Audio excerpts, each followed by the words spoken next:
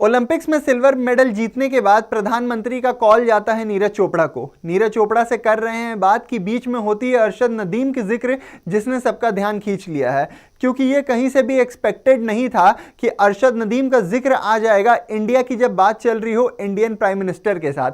तो क्या थी वो पूरी बात और बीच में क्या बात हुई अरशद नदीम को लेकर, इस वीडियो में आपको सब जानने को मिलेगा, तो अंत तक बने रहिएगा। स्पोर्ट्स यारी पे हैं आप, मैं हूं आपके साथ आयुष। और जैसा कि आप जानते हैं, मोदी जी हर एक एथलीट से पर्सनल कनेक्शन बनाए रहते हैं, उनके साथ एक निजी तौर पे बात करते हैं, चाहे वो हारे वो जीते, उनसे हमेशा कहीं ना कहीं प्रोत्साहित करते हुए दिखते हैं। तो ऐसा ही कुछ ये भी एक्सपेक्टेड था कि मोदी जी की तरफ से आएगा, क्योंकि मेडल टैली में जो सबसे बड़ा मेडल हमारे हाथ आया है वो नीरज चोपड़ा का सिल्वर मेडल है। इसके बाद तो उन्हें कॉल करना ही था और वही मोदी जी ने किया भी। पर इस बीच जो जिक्र हुई अरशद नदीम को लेकर वो दिलचस्प थी, क्योंकि इस वक्त इंडिया में नीरज के सिल्वर से ज्यादा अरशद के गोल्ड की चर्चा हो रही है। लोग बातें कर रहे हैं उनकी इंस्पिरेशनल जर्नी की और उन्हें किस तरीके से गोल्ड अचीव किया और किस तरीके से अभी तक वो नीरज की शैडो में रहते थे, पर आज वो उनसे ऊपर जाके उन्होंने ओलंपिक्स लेवल पे उन्हें हराया है। तो जो बात हो रही थी उसमें शुरू करते हैं कि मोदी जी पहले पूछते हैं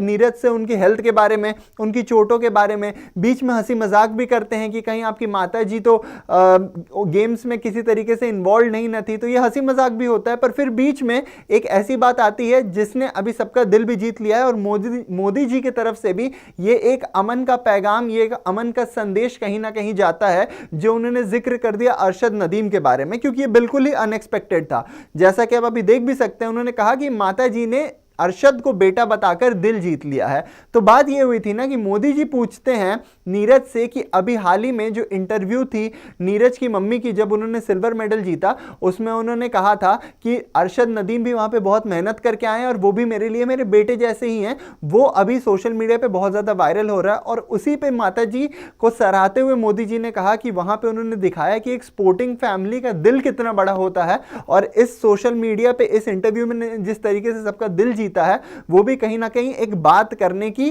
वजह बनती है इसके बारे में। तो इस पे नीरज चोपड़ा भी कहते हुए नजर आते हैं कि स्पोर्ट्स में अप्स एंड डाउन चलते रहता है सर, लेकिन अपना दिन होता है, जब भगवान साथ रहते हैं तो आदमी गोल्ड जीत जाता है। और गेम में अब अरशद ने जीता है तो इसका मतलब उसका दिन था और उसको ही गोल्ड मिला था। तो यहां कहीं ना कहीं नीरज भी साफ करते हुए नजर आए हैं कि कल जो था वो अरशद नदीम का दिन था और इसीलिए अरशद नदीम वहां पे गोल्ड जीतते हुए भी नजर आए हैं, क्योंकि जब भगवान का साथ रहता है और आपके दिन आपके फेवर में रहता है, आपका लक आपके फेवर में रहता है ना, तो आप कहीं ना कहीं एक तरफा डोमिनेट करते आते हैं गेम को, जैसा कल अरशद नदीम ने भी दिखाया, जब उन्होंने एक बार ही नहीं 92.97 मारा, बल्कि उसके बाद भी 91 प्लस ही मारा था। और अगर कोई ऐसी रूल होती ना ओलंपिक्स में कि गोल्ड और सिल्वर एक ही बंदे को जा सकता है, तो शायद वो अरशद नदीम के ही हाथ में आज होता।